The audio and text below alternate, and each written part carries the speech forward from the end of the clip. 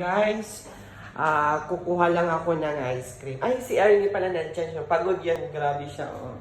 Ernie, kumusta naman yung trabaho mo? Ha? Nakakapagod ba?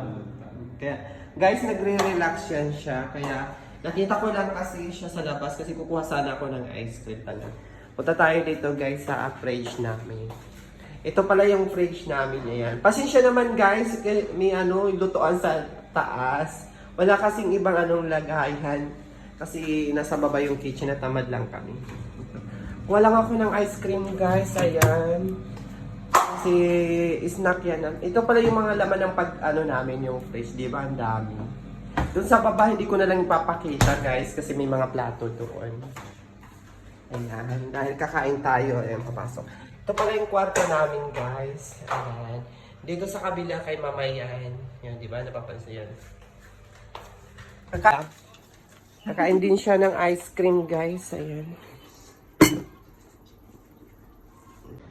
Guys, samahan niyo ako dito. Kumakain ko na ako ng ice cream. Guys, sa lahat ng mga followers ko dyan, maraming salamat sa inyo. Nandito pa ako sa biglaan.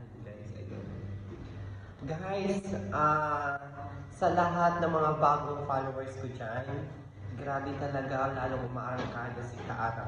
Masama naman! Ayan, kararating na yung trabaho namin. Bakit napaaga ka ngayon? Ha? Bakit? Pinalabas lang. Dahil nang aga niya umuwi, nagulat ako. Guys, maraming salamat ha. Kaya arat na tayo, kain tayo ng ice cream na dito ako sa kanila.